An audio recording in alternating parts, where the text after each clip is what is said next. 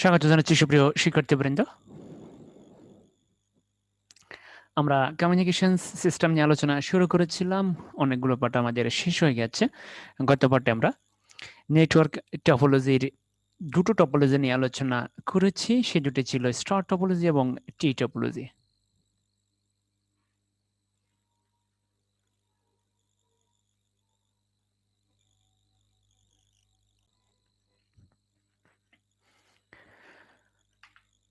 আজকে আমরা টপোলজির দুটি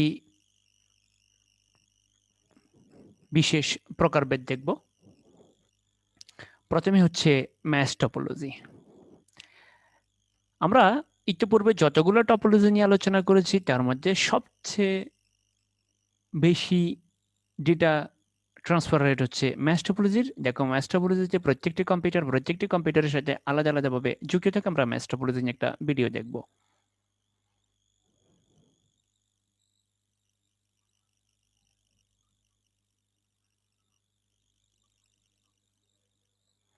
দেখো, ফুল ম্যাশ টপোলজি প্রত্যেকটা কম্পিউটারের সাথে আলাদা আলাদা পথে যুক্ত আছে। প্রত্যেকটা কম্পিউটার চাইলে আলাদা আলাদাভাবে প্রত্যেকটা কম্পিউটারের সাথে যুক্ত হতে পারবে। আবার একটা কম্পিউটার চাইলে প্রত্যেকটা কম্পিউটারকে একই সাথে ডেটা ট্রান্সফার করতে পারবে। দেখো, এই কম্পিউটারটা সবার সাথে যুক্ত। এই কম্পিউটারটা চাইলে সবাইকে ডেটা দিতে পারবে একই সময়, এবং একটা কম্পিউটার একই সময় ডেটা আদান এবং প্রদান করতে পারবে। দেখো, খেয়াল করে তোমরা ভালো করে ছবিটা।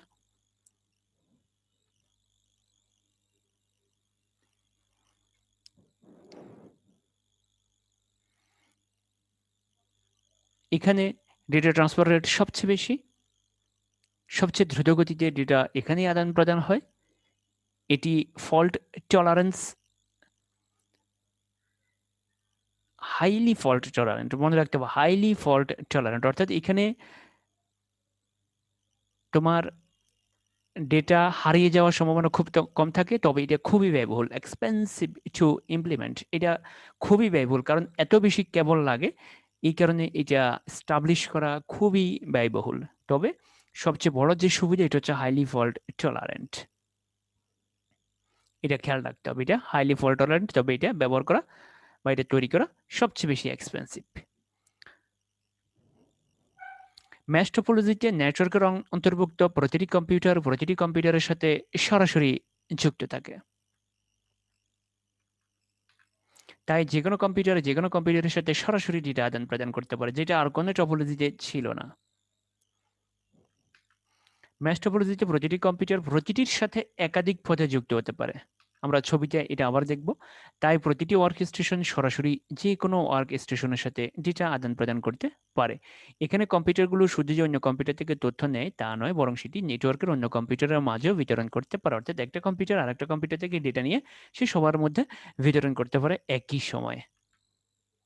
ম্যাশ টপোলজির সুবিধা খেয়াল করো তোমরা, এখানে প্রত্যেকটা কম্পিউটারের সাথে যুক্ত। দেখো, এই কম্পিউটারের সাথে এই কম্পিউটারের কানেকশন চলে গেছে, এই কম্পিউটারের সাথে এই কম্পিউটারের কানেকশন চলে গেছে। তাতে কি সমস্যা হচ্ছে? তাহলে মনে রাখতে হবে, যে কোনো সংযোগ বিচ্ছিন্ন হলেও কোনো সমস্যা হয় না।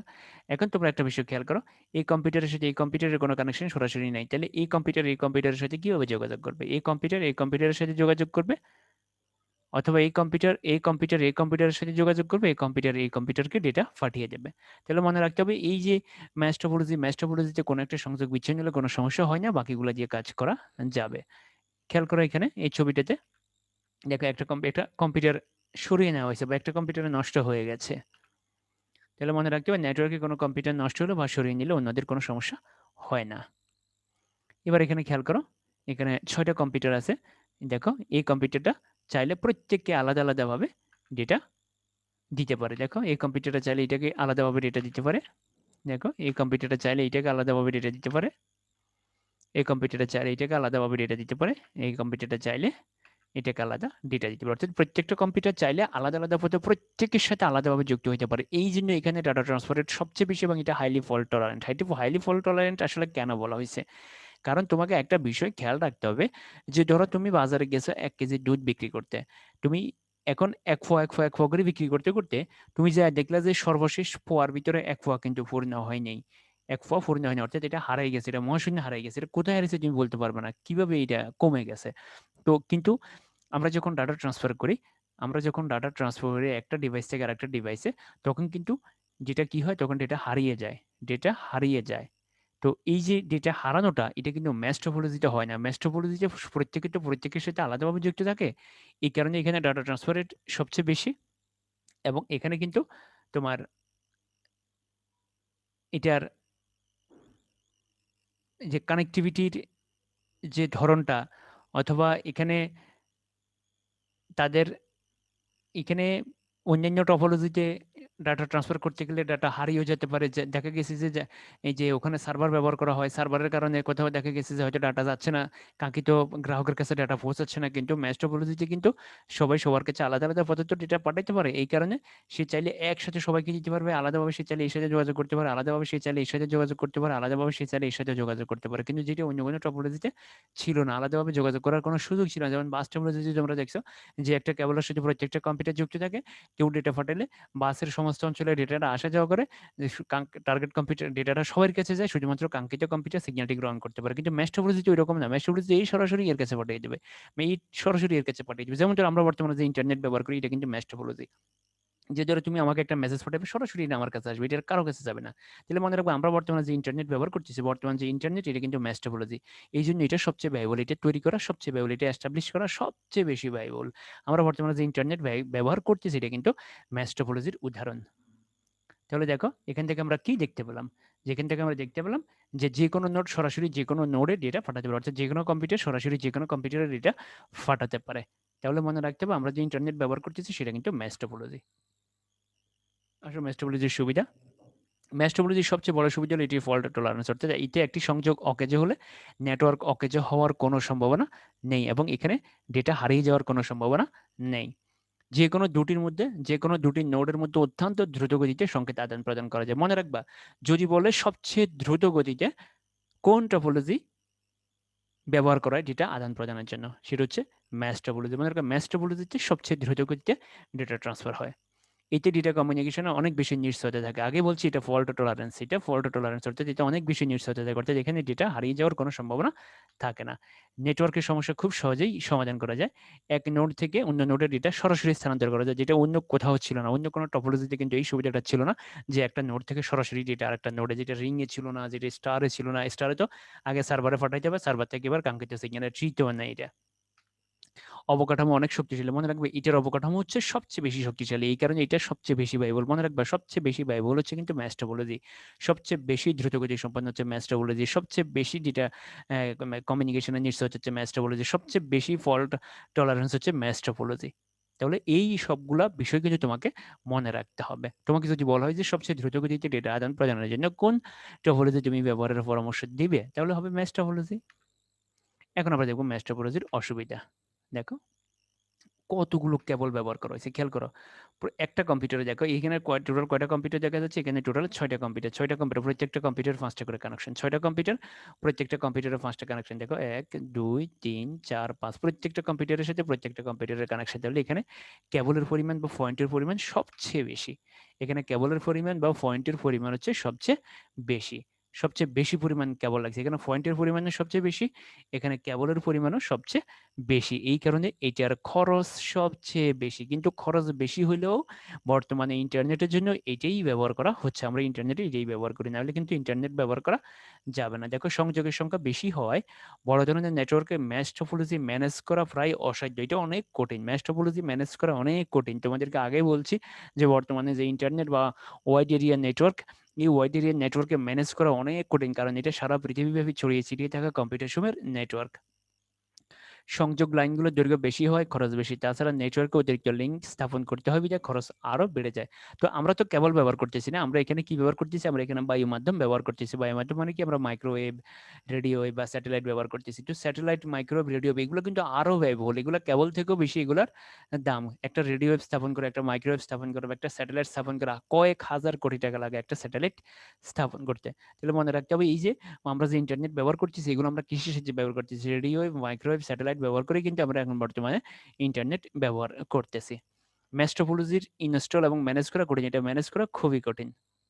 তাহলে মনে রাখতে হবে যে এটার সুবিধাও সবচেয়ে বেশি, এটার অসুবিধাও কিন্তু বেশি, কিন্তু এটার অসুবিধা থাকা সত্ত্বেও কিন্তু আমরা আমাদের সুবিধার জন্য কিন্তু ম্যাচ টপোলজি বর্তমানে ব্যবহার করে থাকি। তো এখন আমরা সর্বশেষ যেটা দেখবো সেটা হচ্ছে হাইব্রিড টপোলজি। হাইব্রিড টপোলজি হচ্ছে যে যে কয়েক ধরনের টপোলজি নিয়ে যে টপোলজি গঠিত হয় সেটা নাম হচ্ছে হাইব্রিড টপোলজি। কয়েক ধরনের টপোলজি নিয়ে, যেমন ধরো এই যে এটা হচ্ছে স্টার টপোলজি, এই যে দেখো এটা হচ্ছে ট্রি টপোলজি, দেখো এটা হচ্ছে স্টার টপোলজি, আবার এগুলা সবগুলা মিলিয়ে একসাথে ভাস টপোলজি, দেখো এই টপোলজি সবগুলা মিলিয়ে আবার এটা হয়েছে ভাস টপোলজি। দেখো এখানে একই রকম, এটা স্টার, এটা স্টার, এটা স্টার, এটা স্টার, সবগুলো মিলিয়ে হয়ে গেছে ভাস টপোলজি। তাহলে তোমাদেরকে মনে রাখতে হবে যে একাধিক টপোলজি নিয়ে যে টপোলজি গঠিত হয় তাকে বলা হয় হাইব্রিড টপোলজি। বিভিন্ন টপোলজির সমন্বয়ে যে নেটওয়ার্ক গঠিত তা হচ্ছে হাইব্রিড টপোলজি। ইন্টারনেট একটি হাইব্রিড নেটওয়ার্ক। বর্তমানে আমরা যে ইন্টারনেট ব্যবহার করি সেটা হাইব্রিড নেটওয়ার্ক। কারণ কারণ একেকজন একেক ধরনের টপোলজি ব্যবহার করে, একেকটা প্রতিষ্ঠান একেক ধরনের টপোলজি ব্যবহার করে। তো সব মিলিয়ে যে গঠিত সেটা হচ্ছে হাইব্রিড নেটওয়ার্ক। হাইব্রিড ইন্টারনেট হচ্ছে হাইব্রিড নেটওয়ার্ক। তবে মনে রাখতে হবে এখানে মেশই সবচেয়ে বেশি ব্যবহার করে, কারণ এতে প্রায় সব নেটওয়ার্কই সংযুক্ত থাকে। এই টপোলজির সুবিধা অসুবিধা নির্ভর করে ওই নেটওয়ার্কে ব্যবহৃত টপোলজির উপরে। যেমন ধরো কেউ একটা প্রতিষ্ঠান রিং টপোলজি দিয়ে তাদের নেটওয়ার্ক তৈরি করছে। এখন রিং নেটওয়ার্কে একটা কম্পিউটার নষ্ট গেলে পুরো নেটওয়ার্কে অচল হয়ে যাবে, তাহলে এটা তো হাইব্রিডের দোষ না। এখন ওই প্রতিষ্ঠান রিং দিয়ে তাদের নেটওয়ার্ক তৈরি করছে, এখন একটা কম্পিউটার নষ্ট হলে পুরো নেটওয়ার্কে বিচ্ছিন্ন হয়ে যায়। আবার আরেকটা প্রতিষ্ঠান ম্যাশ দিয়ে তাদের নেটওয়ার্ক তৈরি করছে, তাহলে তাদেরটাতে খরচ সবচেয়ে বেশি, আবার তাদেরটার ডাটা ট্রান্সমিশন রেটও সবচেয়ে বেশি। আবার কোনো একটা প্রতিষ্ঠান স্টার টপোলজি দিয়ে তাদের নেটওয়ার্ক তৈরি করছে, তাহলে তাদের খরচ কমবে। এগুলো তোমাদেরকে মনে রাখতে হবে যে হাইব্রিড টপোলজির নিজের কোনো সুবিধা অসুবিধা নাই। তুমি যে টপোলজিগুলো ব্যবহার করে হাইব্রিড নেটওয়ার্ক তৈরি করবা তার সুবিধা অসুবিধার উপরই তোমার হাইব্রিড টপোলজির সুবিধা অসুবিধা নির্ভর করবে। তো বিভিন্ন টপোলজির একাধিক টপোলজি নিয়ে গড়ে ওঠে কি হাইব্রিড টপোলজি। এতে একসাথে কোনো অংশে স্টার, কোনো অংশে বাস কিংবা রিং টপোলজি ব্যবহৃত, অর্থাৎ এটা স্টারও হইতে পারে, এটা রিং হইতে পারে, এটা বাস হইতে পারে। দেখো একে প্রধানত দুই ভাগে ভাগ করা হয়, একটা হচ্ছে স্টার বাস, একটা হচ্ছে স্টার রিং। তাহলে হাইব্রিড টপোলজি প্রধানত দুই প্রকার, একটা স্টার বাস, একটা স্টার রিং। এটা কিন্তু এমসিকিউতে আসতে পারে। তাহলে সুবিধা কি? বড় আকারের নেটওয়ার্কের জন্য এটা সুবিধাজনক, সমস্যা নির্মাণ করা ও সমাধান করা সহজ, দ্রুত নেটওয়ার্ক সম্প্রসারণ করা যায়। আর অসুবিধা হচ্ছে নেটওয়ার্ক স্থাপন জটিল ও ব্যয়সাধ্য। ধন্যবাদ সবাইকে। তবে তোমাদেরকে মনে রাখতে হবে সবচেয়ে ইম্পর্টেন্ট, আমরা যতগুলো টপোলজি নিয়ে আলোচনা করছি এর মধ্যে সবচেয়ে ইম্পর্টেন্ট হচ্ছে হাইব্রিড ছাড়া বাকি পাঁচটা। মনে রাখতে হবে ওই পাঁচটা থেকে যে কোনো একটা প্রশ্ন কিন্তু তোমরা পরীক্ষা পাবে। ধরো পরীক্ষায় দুটো টপোলজি দিব, দুটো টপোলজি দিয়ে তোমাকে কম্পেয়ার করতে বলবে, দুটো টপোলজির তুলনা তোমাকে লিখতে বলবে, এবং তোমাকে ছবি দেখেই বুঝতে হবে যে এটা কোন ধরনের টপোলজি। তুমি যদি দেখো প্রত্যেকের সাথে যুক্ত, তাহলে হচ্ছে ম্যাচ টপোলজি। যদি দেখো যে একটা সার্ভারের সাথে সবাই যুক্ত, তাহলে হচ্ছে স্টার টপোলজি। যদি দেখো যে আর কয়েকটা সার্ভার, তাহলে সেটা হচ্ছে ট্রি টপোলজি। যদি দেখো যে একটা তারের সাথে সবগুলো কম্পিউটার যুক্ত, তাহলে সেটা হচ্ছে ভাস টপোলজি। যদি দেখো যে সবাই বৃত্তাকারে যুক্ত, তাহলে সেটা হচ্ছে রিং টপোলজি। আর যদি দেখো যে একটা তারের সাথে রিং আছে, বাস আছে, কয়েকটা টপোলজি যুক্ত, তাহলে সেটা হচ্ছে হাইব্রিড টপোলজি। তাহলে মনে রাখতে হবে তোমাকে প্রত্যেকটা টপোলজির সুবিধা অসুবিধা এবং একটা টপোলজির সাথে আরেকটা টপোলজির তুলনা, সবচেয়ে ইম্পর্টেন্ট বেশি হচ্ছে তুলনা। তোমাদেরকে কিন্তু তুলনা পড়তে হবে। আর আরেকটা বিষয় তোমাদেরকে খেয়াল রাখতে হবে যে তোমাদেরকে পড়তে হবে যে কোনটির সবচেয়ে বেশি ব্যয়বহুল, কোনটিতে ডাটা ট্রান্সফারেশন রেট সবচেয়ে বেশি, কোনটির স্থাপন করার সবচেয়ে খরচ কম, এগুলো তোমাদেরকে পড়তে হবে। সবচেয়ে কম খরচ হচ্ছে কি? সবচেয়ে কম খরচ হচ্ছে বাস টপোলজি।